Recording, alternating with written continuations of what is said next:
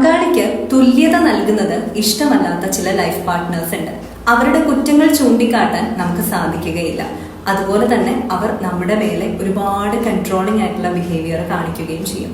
പുറമെ വളരെ അട്രാക്റ്റീവ് ആയിട്ടിരിക്കുന്ന ഇവരെ തന്നെ നമുക്ക് മറ്റുള്ള ആൾക്കാർക്കൊക്കെ വളരെ ഉപകാരികളായിരിക്കും, അല്ലെങ്കിൽ അവരൊക്കെ വളരെ നല്ല അഭിപ്രായം പറയുന്ന ആളുകളായിരിക്കും. പക്ഷെ ലൈഫ് പാർട്ട്ണറിന് മാത്രം അറിയാം ഇവർക്ക് തീരെയും എമ്പതി ഇല്ല എന്നുള്ള കാര്യം, അല്ലെ?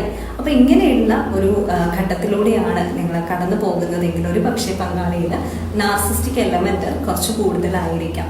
അതുകൊണ്ട് തന്നെ നമ്മൾ എങ്ങനെ നമ്മളെ പ്രൊട്ടക്ട് ചെയ്യും എന്നുള്ള തരത്തിലൊന്ന് പ്രയോറിറ്റൈസ് ചെയ്യേണ്ടതിന്റെ ആവശ്യകത വളരെ കൂടുതലാണ്. കാരണം കാലം കഴിയുന്തോറും നമുക്ക് ഒരുപാട് കൺഫ്യൂഷൻ, നമ്മൾ നമ്മുടെ ഐഡന്റിറ്റി മറക്കുക, നമ്മുടെ ഒരു ഗ്യാസ് ലൈറ്റിങ്ങിലേക്കൊക്കെ നമ്മളെ കൊണ്ടുവന്നിടുക, അങ്ങനെ ഒരുപാട് സ്ട്രഗ്ലിംഗ് ആയ പാറ്റേണിലേക്ക് ജീവിതം പോകാനുള്ള സാധ്യതയുണ്ട്. പങ്കാളിയിലെ നാർസിസ്റ്റിക് എലമെന്റ് തിരിച്ചറിഞ്ഞുകൊണ്ട് സ്വയം ഒന്ന് പ്രയോറിറ്റൈസ് ചെയ്യണം കേട്ടോ.